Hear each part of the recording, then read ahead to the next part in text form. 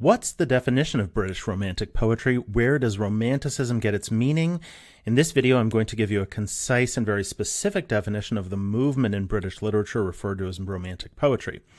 Now, I've done a really brief survey of videos on YouTube before making this presentation and lesson plan, just looking at what are the top videos that come up when I search British Romantic poetry. And a lot of the videos really lack a nice clear definition of what it is and a context of everything. So with that in mind, I've designed this little lesson, which is going to give you a really specific definition and just go through some of the context and some of the precursors to British Romanticism. Hello, beautiful people, and welcome to my channel. If you're new here, please consider subscribing and clicking on the bell for notifications. This is the channel to learn about literature and life. So as I said, I want to dive right in with a nice clear definition of what British Romantic poetry is. And then as soon as we're clear about the definition, I'm going to kind of just go through the evolving term Romanticism, where it came from, how it came to be associated with this movement, and then we'll talk about some of the major figures as well. So, British Romantic poetry, what is it? It's a literary movement from 1785 to 1830s influenced by the French Revolution. And then just the short definition is that it exalts nature, the innocence of children and rustics, and private emotion and experience. So that first part is really one of the most important things, exalts nature. So what most of the Romantics believed is that there was something special about being outside in nature, being affected by some of the most beautiful scenes in nature, and that was going to have some kind of an effect on who you were as a person and on the type of poetry you write. With Wordsworth in particular, and the very first poem that we're going to look at in this class, we're going to see that there is oftentimes, not just with Wordsworth, but with other Romantic poets, there's this idea that there's something very innocent and beautiful and perfect about a person's childhood. So that's where that second part comes in. And then the third part, private emotion and experience, well, that sounds really vague, and it doesn't sound like it makes any sense, right? Private emotion and experience. And the reason is because that aspect of British Romanticism, the fact that private emotion and experience plays such a dominant role in it, that was wholly new in the very late 1700s and in the early 1800s, and it's something that radically changed the way poetry was written in the English language, and it's something that is still with us today. So it would be rare anytime after the early 1800s to go to a piece of English poetry, whether it was, English or whether it was written in English by an American, and not expect to see something of the individual poet in that work of art. So it's something that has very much stayed with us. So that's a definition. I'll bring that slide up again, but let's first of all look at why it can be a little bit confusing to wrestle with this term Romanticism, romantic, etc.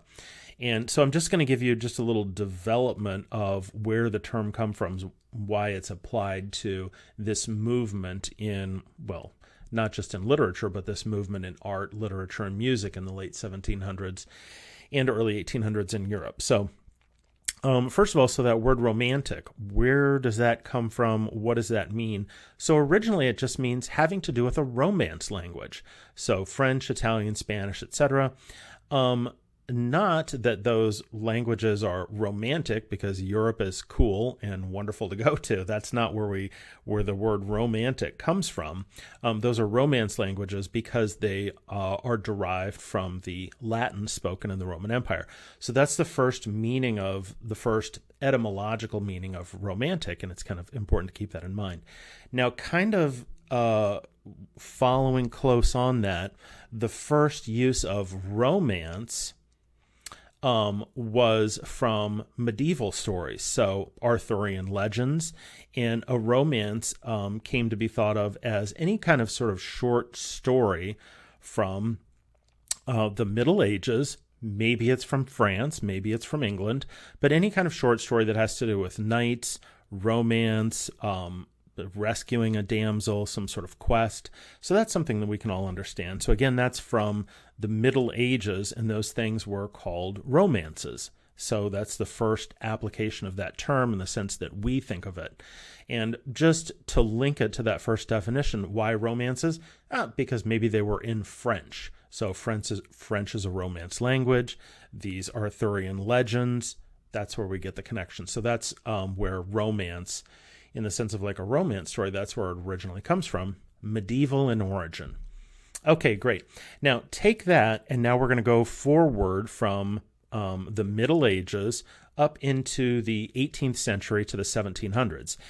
And we're going to see that short stories, which were sort of in some ways just slightly catalyzed by those earlier medieval romances, just in some way slightly catalyzed by them, would be called romances in the late 1700s. So, as it says there at the bottom of the slide, this genre was going to later be referred to as Gothic. That's what we know it as now.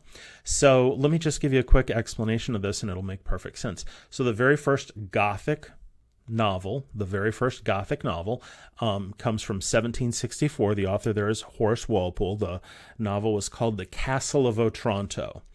And what The Castle of Otranto was, this novel from 1764, this very first Gothic novel, is, and then subsequently other Gothic novels by Anne Radcliffe, who was more famous than him, more prolific as a novelist.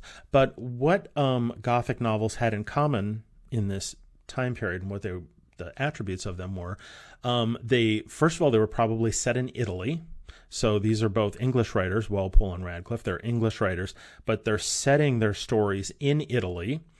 They're probably going to be set in sort of a old abandoned castle, or it could be a monastery, something like that. There's the reason that it's set in Italy is because there's a sort of exotic element for them, not just because it's set in Italy, but because it might be set in a ruined old Catholic monastery.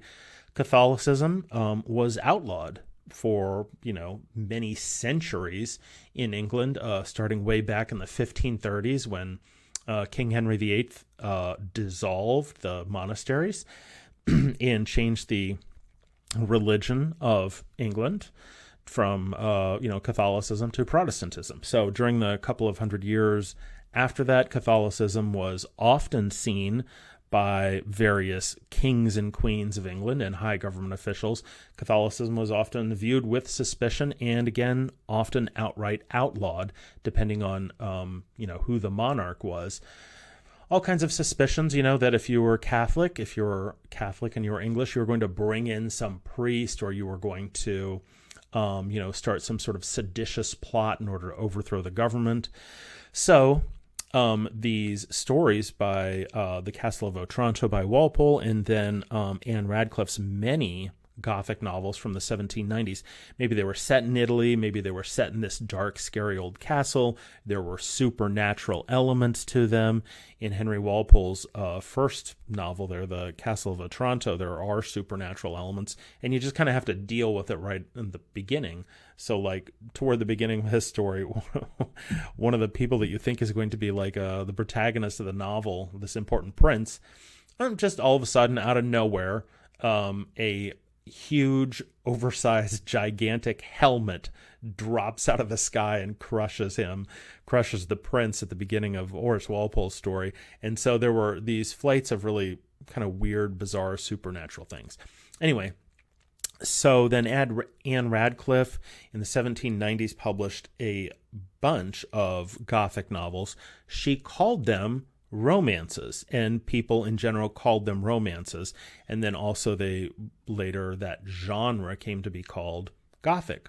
And of course, the Gothic, stayed alive in various forms over the next, 200 plus years. And in some way that you could say things like, a modern horror writer like Stephen King is the heir to the genre of Gothic. Although technically I wouldn't say that that's really Gothic anymore. It's modern horror. But anyway, so again, Anne Radcliffe called her Gothic novels in the 1790s romances. And so great.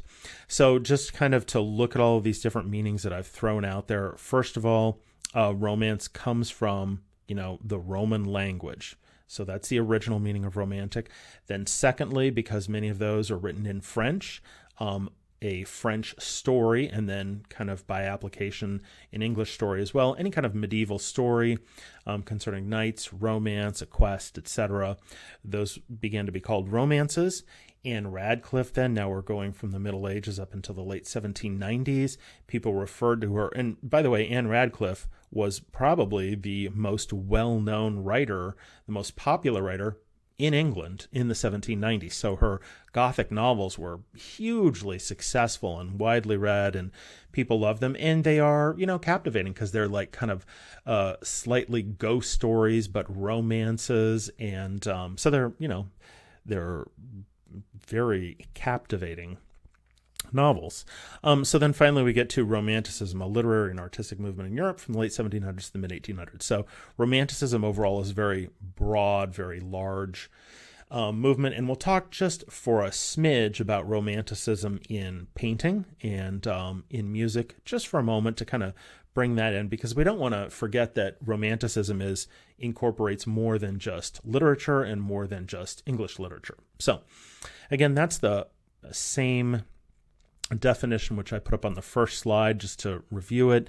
A literary movement from 1785 to 1830s influenced by the French Revolution. And so and it's not that necessarily as you look at romantic poems, it's not that they all have to do with the French Revolution. Not at all. It was just that, especially early on, and especially for Wordsworth, William Wordsworth, the first important British romantic poet, the French Revolution meant something very special and very hopeful, and it was something that was aspirational. And in fact, Wordsworth, only a year after the French Revolution had started in 1789, Wordsworth would have been on basically a break from college during the summer of 1990, went to France. And so he was very affected by the possibility of, self-governance and revolutions. So that's how, so it's influenced just in a very sort of vague, but yet nevertheless important way by the French Revolution. So exalts nature, the innocence of children and rustics, and private emotion and experience. It is extremely important to realize that this label, British Romantic Poetry, was applied retroactively. So we're going to look at actually in the next slide, I believe, at the six most well-known poets, and none of these people, let's go ahead and look at that now. So here's the first generation. I'm just listing the six most well-known British Romantic poets, but none of these people on this slide or the next thought of themselves as with the exception of Coleridge and Wordsworth for a time, but mostly these people did not see themselves as writing within their same school or that they had similar attributes. They saw themselves as wildly different poets. Sometimes they were competitive with each other, sometimes they were influenced by each other, but they didn't see themselves, except for Coleridge and Wordsworth, who were very good friends, and for a time, when they were in their 20s, when they were both young poets, they lived just a couple miles away, and they were best friends, and they would meet every day almost literally for hours, and they would read together, they would write poetry together, they published a book of poetry together. So Coleridge and Wordsworth were definitely very much of the mind that they were doing something, they knew they were doing something new, and there was a shared respect for the same sort of attributes and literary tastes. But again, that doesn't mean that Blake, Coleridge, Wordsworth, or our next three, Shelley, Keats, and Byron, they did not, again, think of themselves as, quote, romantic poets. That was, again, a label that was applied retroactively, as often not always, but as often literary labels are. Same thing is true with metaphysical poetry from the early 1600s. So let's just, and I'm not going to talk about each one of these poets, just first generation, just meaning that they were the first people writing, and then the second generation, by the time Shelley, Keats, and Byron were born, Byron was probably born in 1788, and Keats and Shelley were born in the early 1790s, probably 1792, 1795. So when they were writing, by the time they were young men, Coleridge and Wordsworth were already very well known. So, and then let's just do one other thing here with this previous first generation. I think there are two sort of, I guess we could call them myths of Romantic poetry, characteristics that we sometimes associate with them. And I want to talk about those myths out in the open as opposed to just kind of ignoring them or pretending that they don't, aren't a facet of the connotation of Romantic poets. So one of the attributes, the sort of mythical attributes, is opium use. And that's largely because Coleridge was an opium addict. Coleridge was actually given as a prescription. He was prescribed by his medical doctor to take opium dissolved in alcohol, if you can imagine how powerful that is. So dissolve opium in alcohol and take that for medicinal purposes. Well, you do that and you get addicted to opium. And so we still have, like, if you just say Romantic poetry, there are two things that kind of come up as sort of mythical associations with Romantic poetry. One is opium use, and two is dying young. And there's slightly good reasons for that. So again, Coleridge was in fact an opium addict.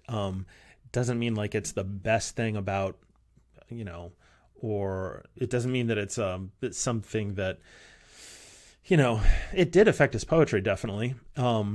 Affected every area of his life, as it always does with an addict. But it's not something I don't think that we have to look at as like it created him as a poet, because it certainly didn't. He had his vocation as a poet long before he became addicted to opium. And it's especially like kind of associated with Kubla Khan and some of his. So anyway, so yeah. All right, great. And then Shelley, Keats, Byron. And as it says at the bottom of that, all three of these poets died relatively young. Byron was in his mid to late 30s. Shelley and Keats were much younger, and Shelley and Keats died in Italy, and were both buried in the Protestant cemetery in Rome. And tragically, so Shelley died in a boating accident off the Italian coast, and Keats died of tuberculosis. And for Keats especially, it's kind of even the most tragic, because Keats had such promise, and he wrote such brilliant poems in a really short period of time. And he saw his mother die from tuberculosis. He saw his older brother die from tuberculosis.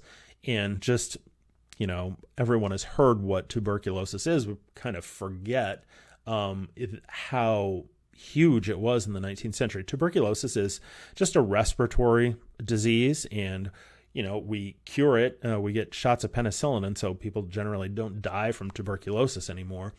But there was obviously no penicillin in the early 1800s. So Keats, so when you get tuberculosis, what happens? You get a respiratory infection. You start coughing a lot, and you're already worried because tuberculosis was the great killer in Europe. I think some estimates are that around 20% of deaths were from tuberculosis. So the first signs of it are persistent cough. You're already starting to get worried. And then later on, like for Keats, the next terrible sign is when you cough, when there's some blood in your phlegm when you cough.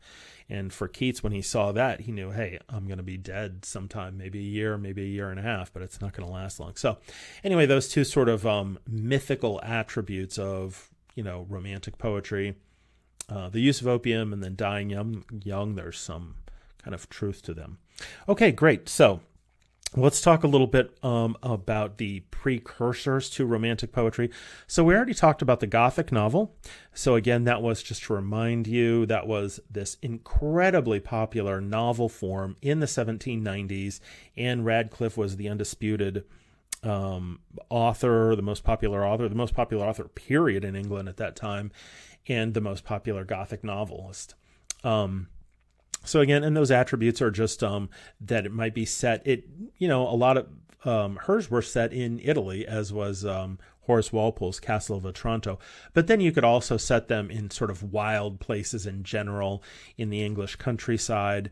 And then it expanded a little bit, the attributes and characteristics of a Gothic novel expanded and diffused a little bit in some ways as well. So, but you want some exotic location, and you've got some old manor house or an old monastery, an old castle, and there may be haunting, there may be something supernatural going on. There's often a young heroine in there who may be the protagonist of the story. And so those are just kind of some of the things. And by the way, this kind of reaches I would say, a culmination. It's hard to say when the Gothic novel dies away, because it actually never dies away. But what we can say is probably the finest novel that we would also consider a Gothic novel would be probably Emily Bronte's Wuthering Heights. I believe that's published in 1847, and we will be reading the entirety of Wuthering Heights in English 206, so we'll get our full of the Gothic novel for sure.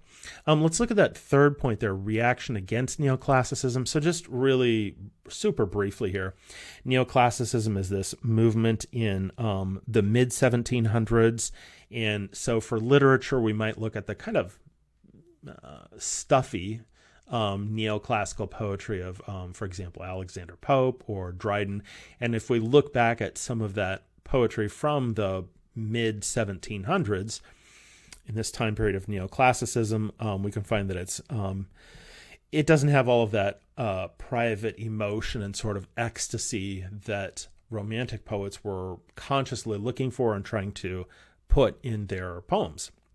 So also, along with the reaction against neoclassicism, sometimes Romantic poetry is defined sort of against another thing which happened before, something much bigger than neoclassicism, and that would be Enlightenment philosophy.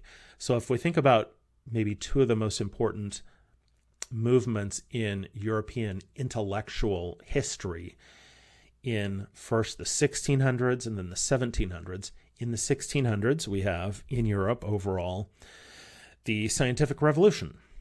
So the scientific revolution obviously never goes away.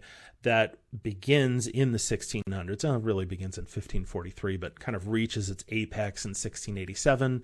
The scientific revolution, in some way, the rationality and the logic of applying things to the natural world, which was the scientific revolution, as people did that then in the later 1600s and early 1700s, to philosophy and to the blooming and important area of political philosophy. Then you've got people like Rousseau and Locke, who are Enlightenment philosophers, and it's very rational. And so we could also maybe say that Romantic poetry is in some ways slightly a reaction to the over-rationality of the Enlightenment. So, great. And then the Sublime. What in the world is that? So the Sublime, well, let's look at the next slide, and we will see just how sublime this painting is. So this is a painting called Goredale Scar by James Ward from 1812, 1814.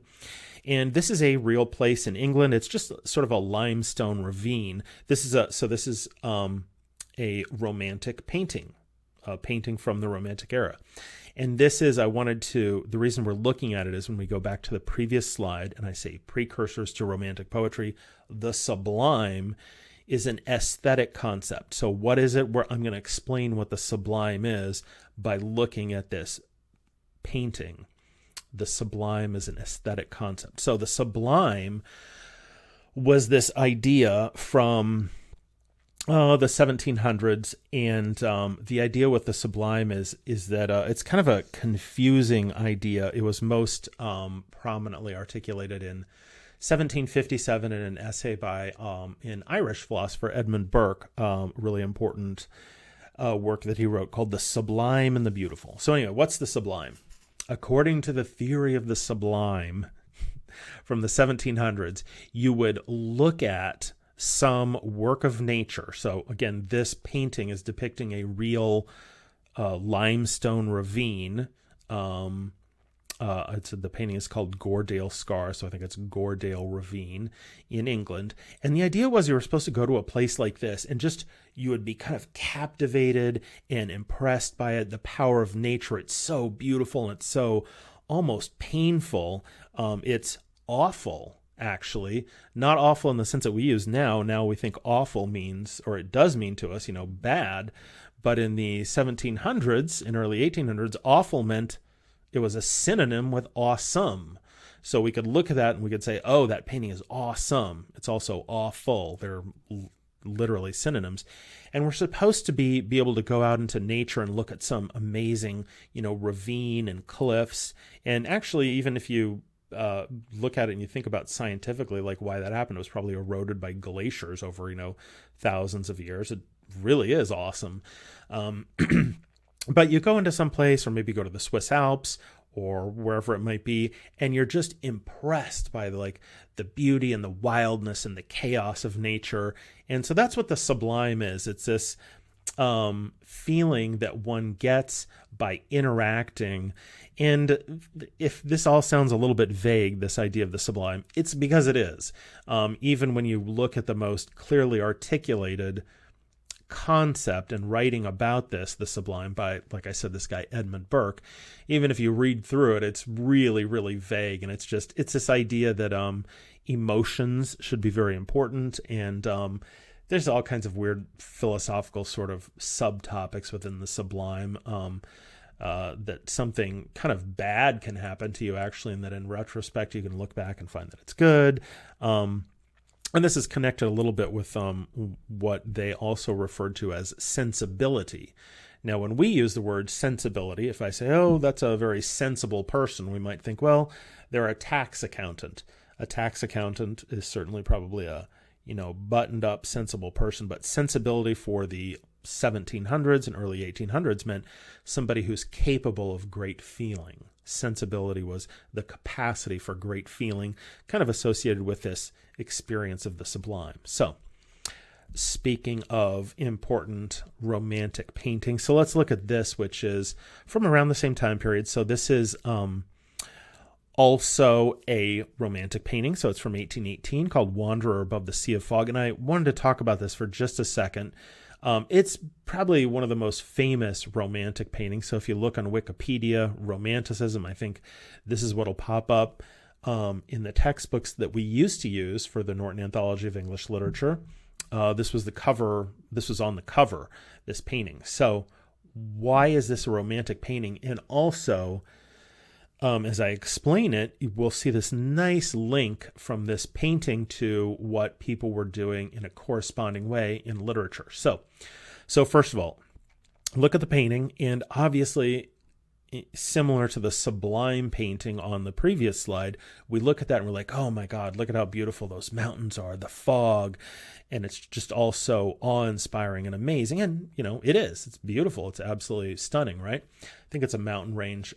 He's German. I want to say this is a mountain range on the Czechoslovakian-German border.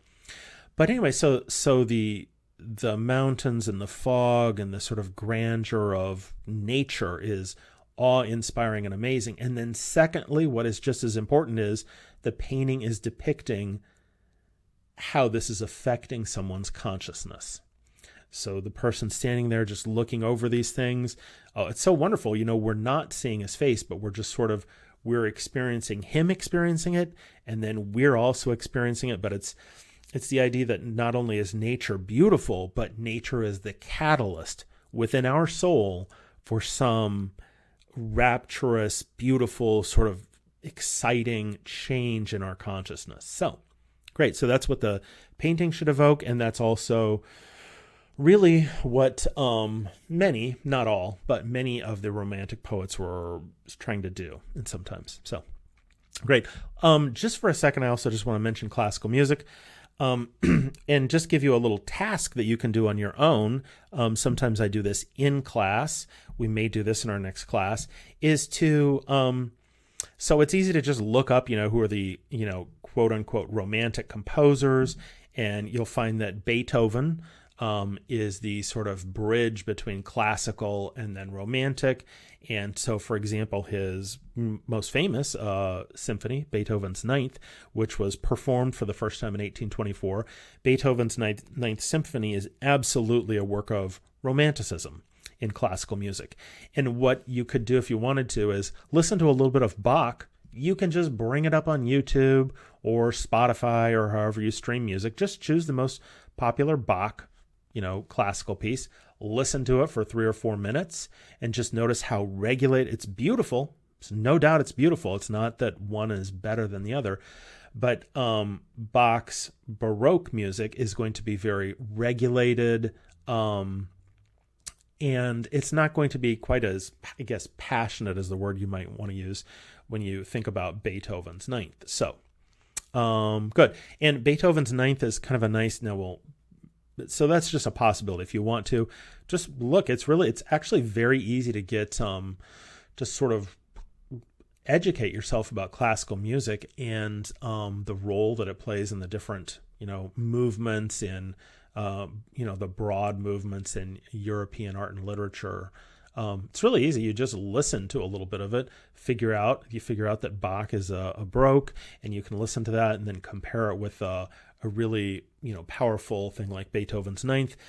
Other romantic composers like the ultimate is Wagner. That's the famous for the operas. And romanticism reaches such a sort of peak in Wagner in the late 1800s, the mid 1800s, that it's just it's almost overdone. And so there, of course, in all genres and movements in literature and all movements in art, period, in human history, a lot of times what's happening is somebody is reacting to a movement that they grew up with. So Wagner is the great romantic composer of the 1800s. And then, of course, you'll have great composers toward the middle and the end of the 1800s who are reacting against that. So, for example, like Claude Debussy, who was consciously, getting away from the excess of Wagner's romanticism. And you listen to a little Claude Debussy, it was referred to as musical impressionism, although Debussy hated that term, but it seems appropriate both to critics then and now. And but you listen to a little bit of Debussy or Erik Satie, another impressionist composer, and you can tell that Wagner was getting too excessive and too passionate. And then you hear musical impressionism, you're like, oh wow, that's even better. So anyway, a little side project for you if you are so inclined. Okay, Beethoven's Ninth Symphony, in the fourth movement, there's a poem in there. It's a German romantic poem called Ode to Joy, and so we're going to take I'm going to take that as a little bit of a segue. So what is an ode? And the reason I'm going to do this is because an ode is well, here we go. This is a definition: a lyric poem of exalted emotion devoted to praise or celebration. So again, the actual lyrics to the fourth movement of Beethoven's Ninth Symphony is Ode to Joy. It is an ode from a German romantic poet from the 1780s. And an ode, and then we're going to transition into English literature and back into our British romantic poetry. An ode is usually regulated by meter or rhyme, but it's often expressing some ideal individual aspiration. So this is the last slide here. And what I would just say, the reason I'm kind of trying to circle back to ode and to literature is, so there's our definition again of what an ode is. And in the class, in our class, English 206, so if you're one of my students, you're watching this because you're required to, we're going to be reading all three of those odes in class over the next couple of weeks. We're going to start in our very next class period with Wordsworth's great long title there, Ode, Intimations of Immortality from Recollections of Early Childhood. That's usually shortened down to the Immortality Ode from Wordsworth. And then we're going to look at Ode to a Nightingale by Keats, Ode to the West Wind by Shelley. All three of those are fabulous poems, and it's kind of nice. So if you're not in my class, if you're just finding this randomly on the internet, kind of want to self-educate yourself, then what you should do now that you understand what British romantic poetry is, you can read those three poems there by Wordsworth, Keats, and Shelley, those three odes. And those are all excellent poems in and of themselves. They're also all three odes, and they're also great examples of what British Romantic poetry is. And you can see that there's nature is incredibly important in each one, and maybe the most, in some ways, kind of like the most powerful one. My favorite is Ode to a Nightingale by Keats, because it's so bizarre and strange, and he almost enters into some like trance-like state into his unconscious, and it's really cool. But Ode to the West Wind might be in some ways the most powerful. What Shelley's doing, as I said on the previous page, an ode is often expressing some ideal individual aspiration. What Shelley is doing in Ode to the West Wind is he's aspiring, he's hoping that like the words of his poems and the ideas that he's had as an artist will be diffused out by the west wind and will somehow hasten some new spiritual awakening in humankind. So it's those kind of crazy, those kind of crazy, arrogant, prophetic ideas of the Romantic poets, something like that from Shelley, which it's a hallmark of the Romantic poet to see yourself and to see your vocation as really not just a poet, but literally as a prophet. So wonderful. And then I'm just going to end it just to sort of review this nice, clear definition. Again, the fact that it's influenced by the French Revolution, that doesn't mean that the poems are about the French Revolution. It just means Wordsworth was very influenced by that, and it was still something that was on people's minds. And in general, the Romantics, most Romantic poets were politically very progressive, and so they had an affinity for this revolution, which, started off wonderful, regardless of, what came next with the guillotines and, Napoleon. But what they saw in it was the possibility for a political revolution. So great. And there we go. Thank you very much for stopping by my channel. Please consider subscribing, and wonderful. Thank you.